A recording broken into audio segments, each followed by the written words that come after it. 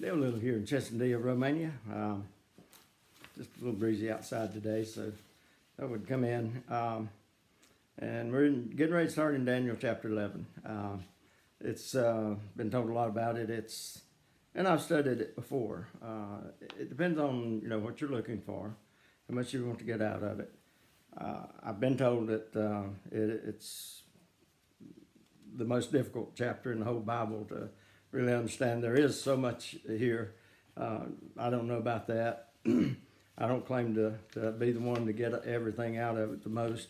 But we'll cover a lot of stuff that you won't get most anywhere else, because I do love history. And so if you like, also here in April of 2020, right in the middle of the coronavirus, the COVID-19 outbreak and lockdown, whatever you want to call it, quarantines and everything else that's going on.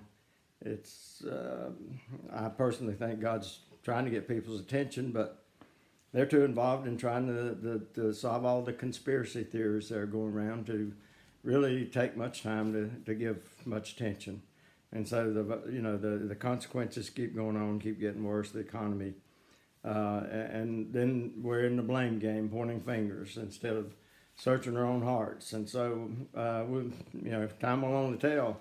People look back on this history and, try to come to some analysis of it in years to come. If there's that much time left, I don't see it as being the end, but I think it's a reminder that day is coming swiftly, and so we need to be ready. But there is so much, people so involved in conspiracy, and you'll find more conspiracy and conspiracy theories in this chapter, probably in the rest of the book altogether. And these things are going to get much harder. People think it's hard to find the truth now, other than the Word of God, which for some reason I've been turning away from it more and more.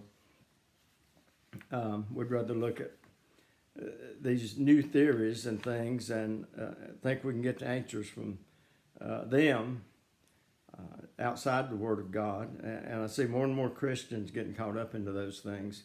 It's sad. And I'm just praying God will do something. And we've been praying, many of us, that God would do something to get people's attention. We've been complaining about all the evil. And like the prophet Habakkuk, when God does something about it, I really didn't mean, that wasn't exactly what I had in mind. But God's using it, trying to get our attention. But let me go on to Daniel chapter 11. And we'll give you several scenarios where a lot of times and most commentaries will give you a little snippet of things and say, well, there are different opinions, different thoughts among scholars in some of these areas. But I'll go ahead and cover some of them for you. And one is that I love history, as I said, especially biblical history as it relates. And then also, it'll give you something, and these people that are so caught up in loving to research conspiracies, they can research some of it themselves.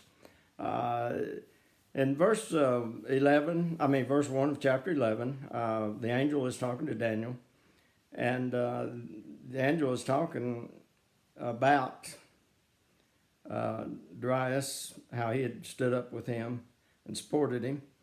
And these chapters kind of run together. Probably this wasn't the best place to broke the chapter there, but so we will start there, though. That's where we broke at. Anyway, let's get started. Also this is the angel talking, and I think, I feel like strongly it's the angel Gabriel. Also I, in the first year of Darius the Mede, even I stood to confirm and to strengthen him. Now the I here in this verse, as I said, is the angel who is revealing these things to Daniel. Darius was a pagan who no doubt attributed his success to his false god or his, gods more than likely. But this angel, who in chapter 10 said he had been withstood by the prince of Persia until Michael the archangel came and helped him, said he is the one who strengthened Darius. We, have a bad habit of doing that, don't we? We take credit for what we do, and we brag about it, and it makes us feel good and puffed up. It's good to take pride in your work, but when it's pride, like, well, I did it, if it's a pride, like, well, I'm thankful God, I feel good that God gave me this gift, that I could do this and accomplish this, and he helped me. That's one thing, but to feel puffed up, well, hey, look what I did, that's a different kind of pride, and the Bible says that God resists the proud and gives grace to the humble. You don't see a lot of humility today, and especially the people that are in these conspiracy theory things, because that's one of the reasons that they are so absorbed by them, so obsessed, I'll even say, by them, is that it gives them a sense of power, a sense of superior intellect, if they can sort these things out, they feel like. And everybody's got the answer. They're just all different, but they're all right, somehow. I don't know how that works, but at any rate, since there's no biblical records that mention this Darius the Mede, some say, of course, first of all, a lot of them just try to use that as an era of the Bible and to disprove everything else in the book of Daniel, because there's no historical record, no secular record of this Darius the Mede, that he ever existed. Well, they don't really get embarrassed, but they should be. The world and those critics that try to cast the Bible down, the atheists, the agnostics, and everybody else, they should be embarrassed at how many times they've been proven wrong. Because over and over it just continues, archaeological finds prove how accurate the history of the Bible is. And people still doubt. So here is another one. We've got Darius. And they said, well, no historical record, so we got you now.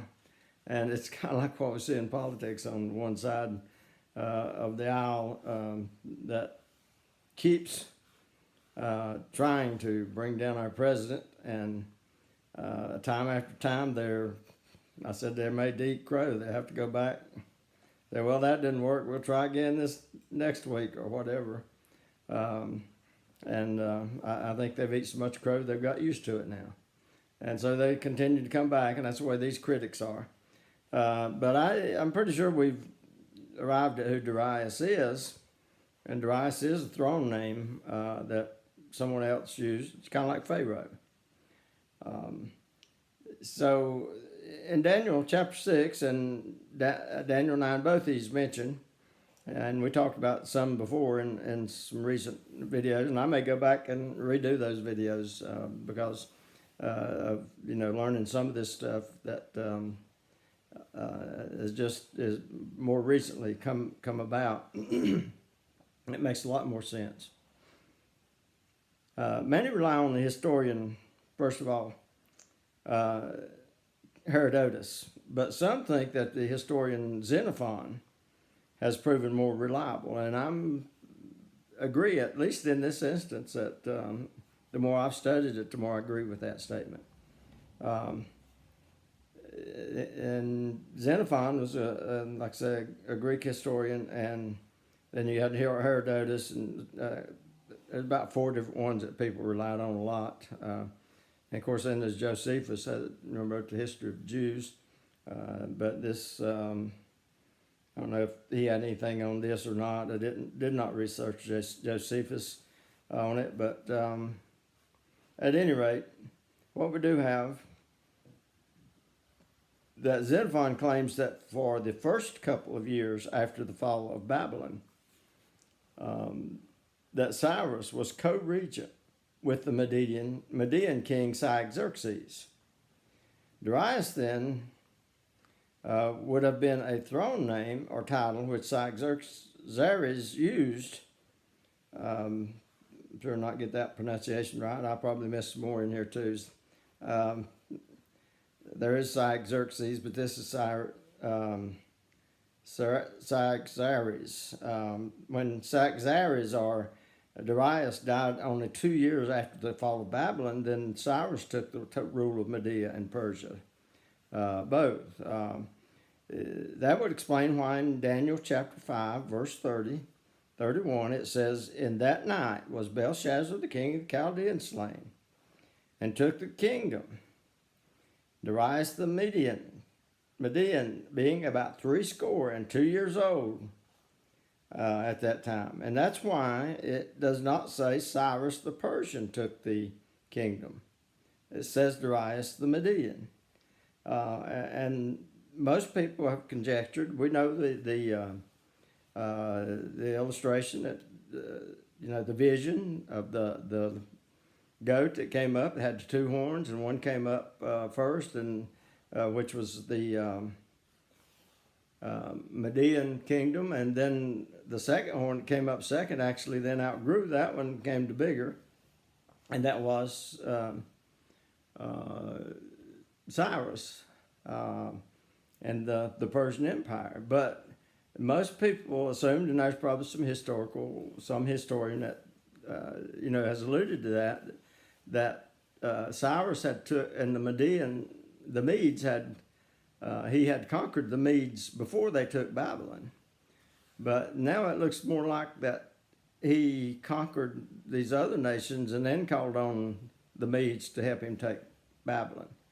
So you had two separate kingdoms that were very connected because there's a lot of family back and forth. It's either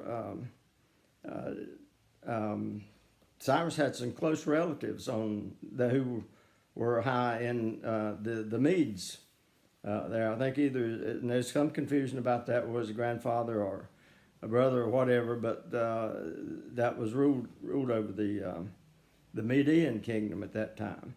And so actually, according to this, there was really no war with the Medes where Cyrus took over. It was a matter that they merged their forces together, took over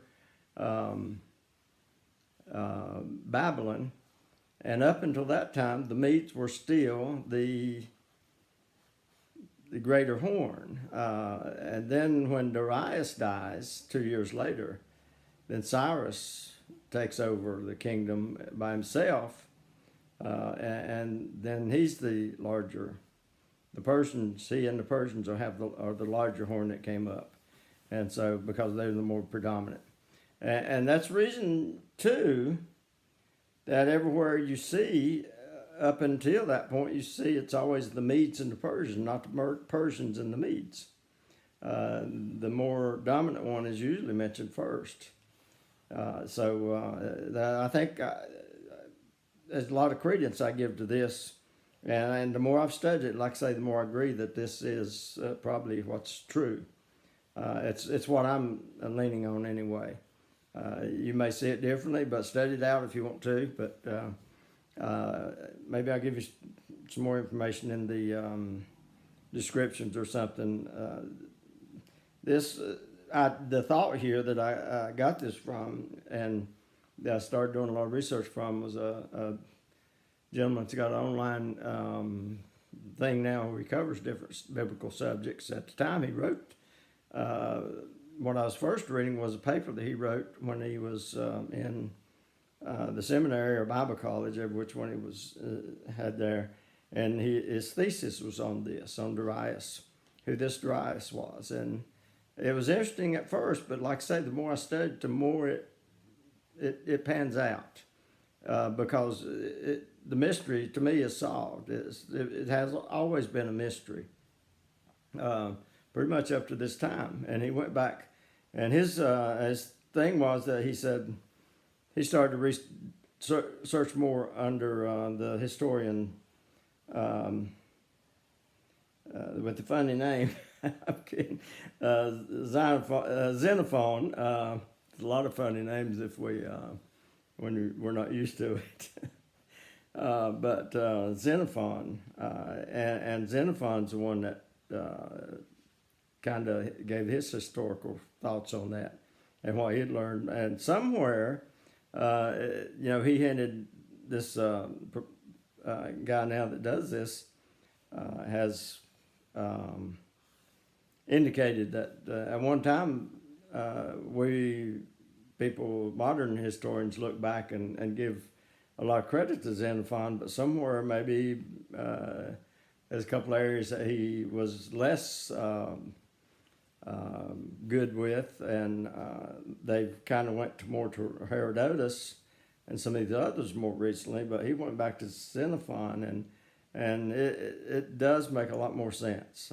Like I say, in my mind, in my thoughts, it solves that problem who Darius was. It answers that question. And I honestly believe that's who it was, this Xerxes. Notice the angel makes it known that Darius did not accomplish, again, I mentioned that to start with, but Darius did not accomplish this by himself, but the angel confirmed and strengthened Darius. And again, this confirms the spiritual warfare behind the scenes. Darius, as far as he knew, he just, through his own intelligence, his military understanding, his different things had brought him through and had won the victory for him and allowed him this great victory over Babylon, along with Cyrus that helped him. But the angel said he had to strengthen him. He'd give him the strength to do it. How often do we accomplish things and we give credit to somebody else? A lot of women, I've noticed, and I was just talking about that, having a discussion with someone more recently, and there was a lady that got into the conversation, said, well, talking about seeing things when they're not quite right. We was talking about, and particularly I was talking about one thing had been circulating on Facebook. And I'd seen it come up several times, and I looked at it and I said, well, there's some things there that would indicate this is not true. Not saying the content wasn't true, but it was saying it came from a congressman. And I said, it didn't come from a congressman. And the reason was that they did not want you to share. And those of you know anything about social media and Facebook know what I'm talking about. And people look at this 50 years from now, if time goes on that long, they'll say, well, what's he talking about? Facebook may be time past, we'll have something else completely different, who knows. But I pointed out that. Anyway, some woman said, lady that commented on it, said, well, she relied on her intuition a lot to guide her. And she's supposed to be a Christian lady. And somebody talked about discernment. But all of it should be, and I made the statement not to be critical, but just, to not get straight away too far. I said, well, we're either led by the Spirit or we're led by something else. So either the Holy Spirit's leading us. So we need to be careful about, intuitions. Sometimes God maybe does use that, but that's not as reliable as the Holy Spirit's always right. Okay, let's go on hurriedly now. And the angel continues, and like I say, I'm convinced this is Gabriel. But now will I show thee the truth behind, behold, there shall stand up yet 3 kings in Persia, and the 4th shall be far richer than they all. And by his strength, through his riches, he shall stir up all against the realm of Greece. Now, go ahead and list these 4 right here. The first one would be Cambyses, who was son of Cyrus, took over after him. Then there was this Smerdis, or Pseudo Smerdis, as they call him. Then Darius first Hystaspes, and Xerxes. Now, I'll go ahead and point out here, and I'll probably mention it again too, but this, trying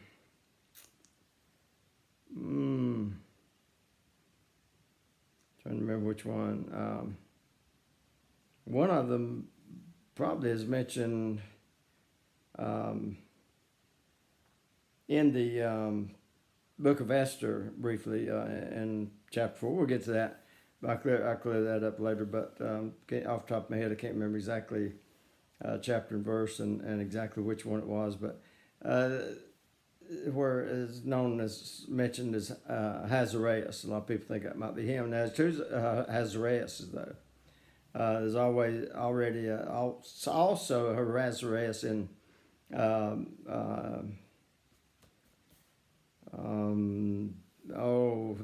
Ezra.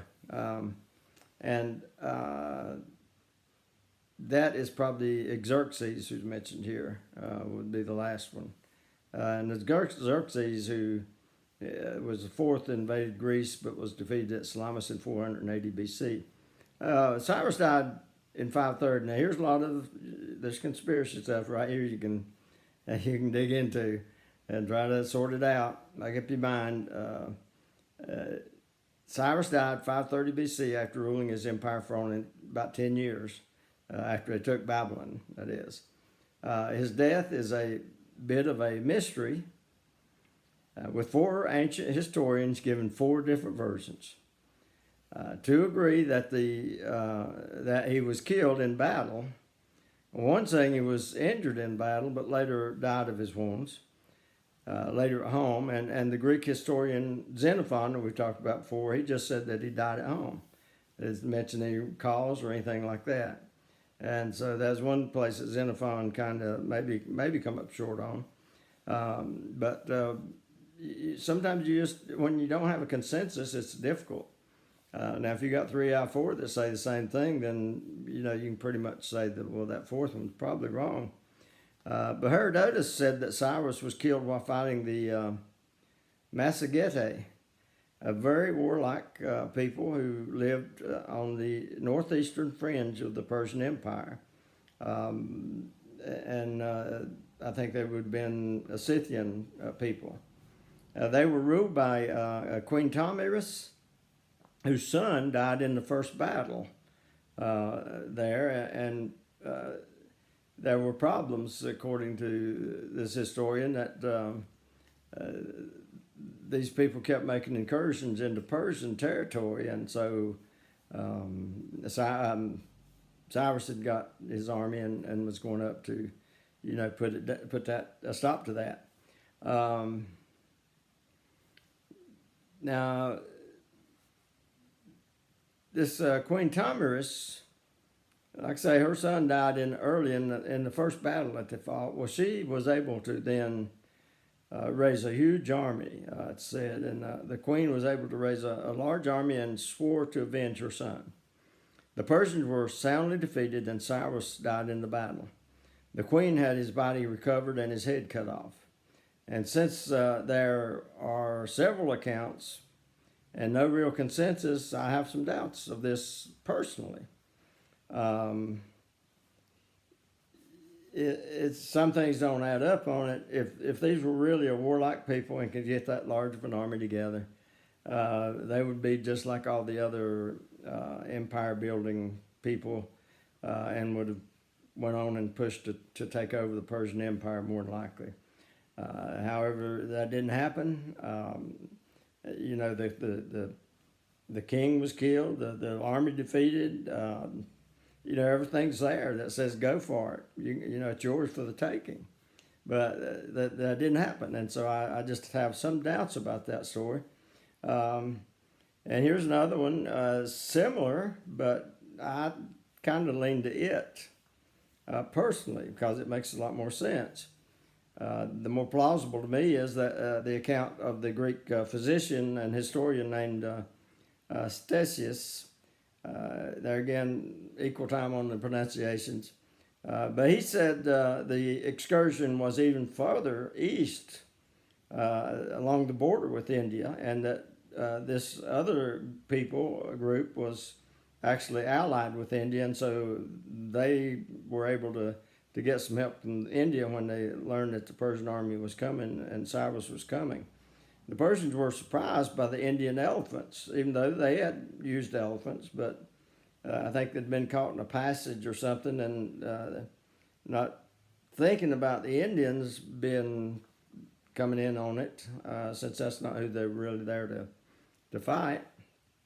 The Indian elephants caught him by surprise, and Cyrus was thrown from his horse, and then an Indian had struck him with a javelin in the hip, I think, and so ones that he later died from.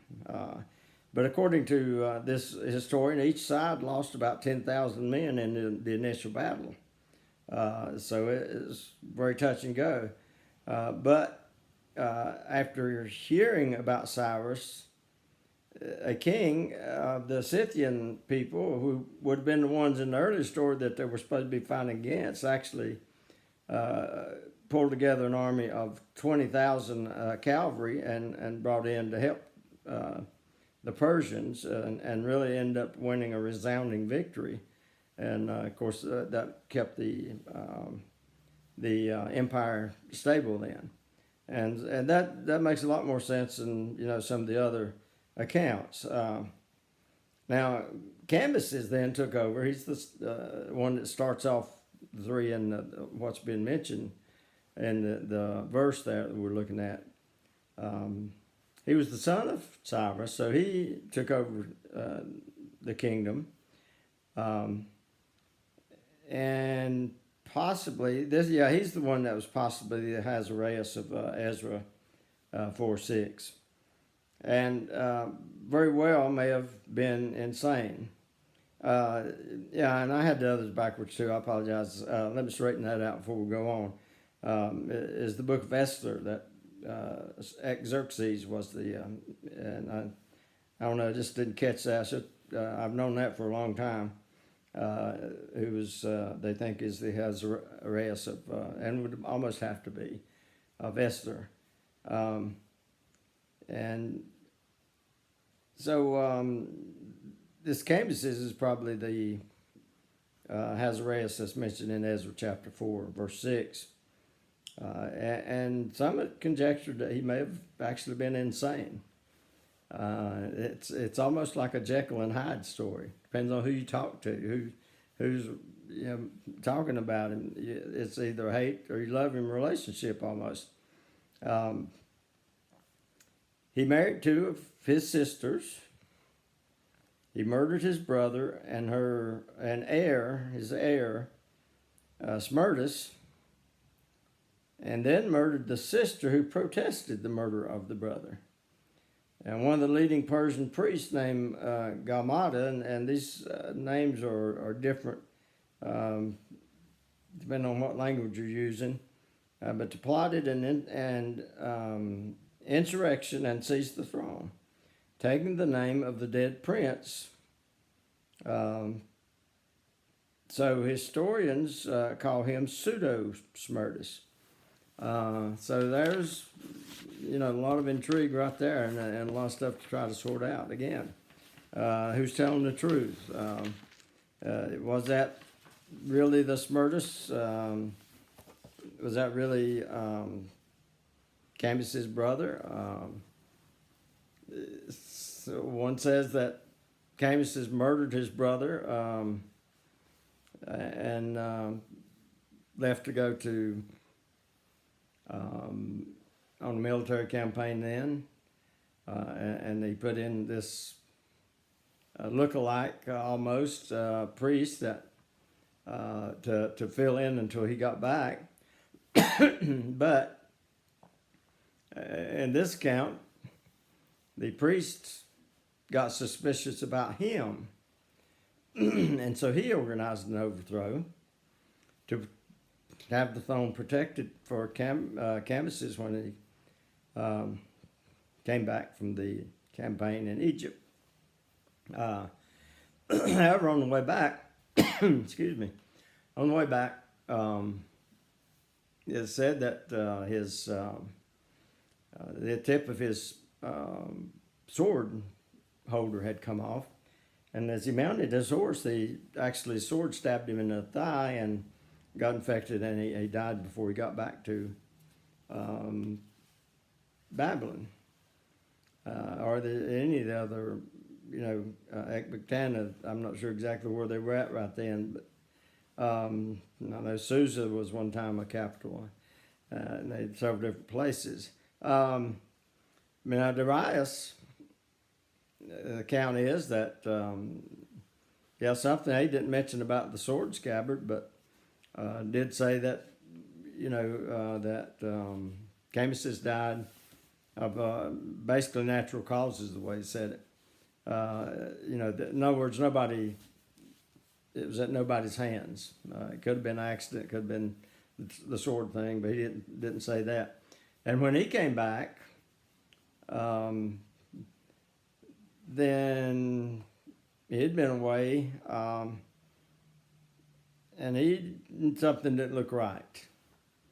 And according to his story and some others, and that's kind of the way the historical record has it now, is that he took over brought some other people together, and they began to look at this Smerdis guy, or Bardai as he's known also, or Pseudo Smerdis, and began to realize that that's not Cambyses' brother that was supposed to inherit the throne.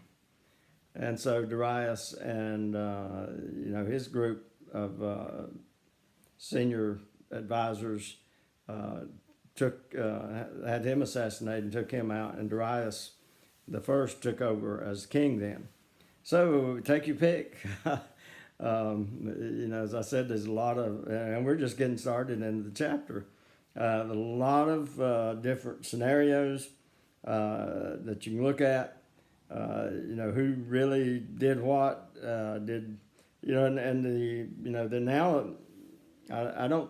this seems to be a fairly new thing that people's been looking back at it, and you have to be careful in those ways unless you have some newly discovered evidence of some kind that's been archaeological evidence or something. You have to be careful about trying to rewrite history, but people love to do that because it's a new story, and it's my story. I'm the one that formed it. I figured it out, and the man not figured out anything. But now these new people that's going in and looking at it are saying that they're asking the question at least, did Darius actually end up killing Cambyses' brother, the legitimate ruler that should have taken over, the heir to the throne? A lot of it we'll never know. That's why I don't get too involved in some of these conspiracy theories. I have been debunking some that's leading people astray and are outright heretical. They're, of a cult-like, they are a cult. I just be plain with it. When you begin to replace Jesus Christ with somebody else, and you think somebody's going to come and I don't care who it is, going to lead us into this utopian experience and clean up all the evil of this world, then that's a cult. Jesus Christ will be the one that does that. We do what we can, and within our realm. But nobody's going to rid the world of evil, and nobody's going to rid the world of poverty. Jesus said you always have the poor with you. If Jesus said it's good enough for me, yeah, we do what we can do to help the poor, but it's foolish to think that we're ever going to do away with poverty. It's not going to happen. And what we do by trying too hard and thinking we can rid the world of poverty, we end up impoverishing more people and enslaving more people. And truly, someone said it well. I think Ronald Reagan said it. I don't remember exactly how he phrased it, but government is the problem many times, and so we have to be careful. I've gone a little longer than I meant to, but we're going to pick up and with verse 3. Wow, we have 2 verses covered. It says, "A mighty king shall stand up that shall rule with great dominion and do according to his will," which that will be Alexander the Great. So they'll live here in Chesterfield, Romania. And like I say, you can go study some of this stuff. Some of them I got from the, it's not like it used to be, I got it from different sources, but some of it came from Encyclopedia Britannica, some of the different scenarios and things, and they got articles there. And some of them contradict the others, depending on who you're looking at. That's kind of what boggles my mind a little bit, is that you look up this name that's connected to this other person, and this one will say this happened, and then you go over here and this gives a different account, just because somebody else wrote that article, and there's no consistency there. But it does give you, different viewpoints. So if you want to follow up on some of those, and like I say, we've got more to go. Dale Little, Chesterfield, Romania.